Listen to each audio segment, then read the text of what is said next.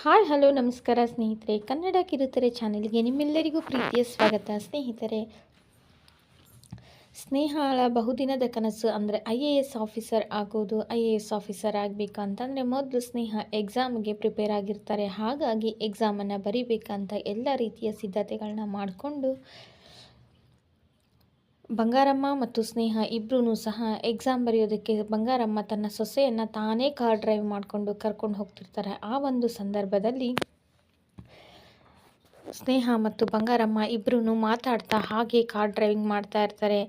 ಸ್ನೇಹಂಗೆ ಬಂಗಾರಮ್ಮ ಹೇಳ್ತಾರೆ, ಇನ್ನೊಂದು ಸತಿ ಚೆನ್ನಾಗಿ ಓದ್ಕೊಳ್ಳೋವ ನೀನು, ಎಕ್ಸಾಮ್ನ ಕೊನೆ ಕ್ಷಣದಲ್ಲಿ ಓದಿದ್ದು ಹಾಗೆ ನೆನಪಿಗೆ ಬರುತ್ತದೆ, ಹಾಗಾಗಿ ಇನ್ನೊಂದು ಸತಿ ಓದು ಅಂತ ಹೇಳ್ತಾರೆ.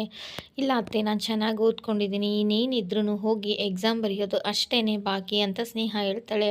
ಆದರೂ ಇನ್ನೊಂದು ಸತಿ ಕಾಲೇಜ್ ಗಂಟ ಹೋಗೋ ಮಟ್ಟ ಮತ್ತು ಇನ್ನೊಂದು ಸತಿ ಓದವ ನೀನು ಸ್ನೇಹ ಅಂತ ಹೇಳ್ತಾರೆ.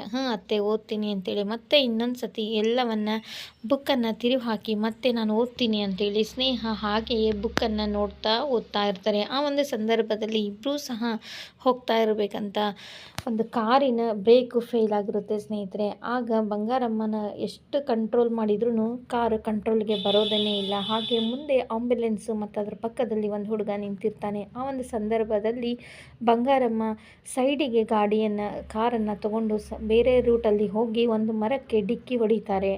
ಆಗ ಸ್ನೇಹ ಮತ್ತು ಬಂಗಾರಮ್ಮ ಇಬ್ಬರೂ ಸಹ ಪ್ರಜ್ಞೆಯನ್ನು ಕಳ್ಕೊಳ್ತಾರೆ. ಈ ಒಂದು ಸಂದರ್ಭದಲ್ಲಿ ಬಂಗಾರಮ್ಮ ಆಕ್ಸಿಡೆಂಟಲ್ಲಿ ಸಾವನ್ನಪ್ತಾರ ಅಥವಾ ಸ್ನೇಹ ಪ್ರಜ್ಞೆಯನ್ನು ತಪ್ಪಿ ಎಕ್ಸಾಮ್ ಬರೆಯೋದಿಲ್ವ, ಇವರಿಬ್ಬರನ್ನ ಯಾರು ಕಾಪಾಡ್ತಾರೆ? ಸ್ನೇಹ ಇಷ್ಟು ಛಲದಿಂದ ಓದಿದಂಥವಳು IAS ಎಕ್ಸಾಮ್ ಬರೆದು IAS ಆಫೀಸರ್ ಆಗ್ತಾಳ.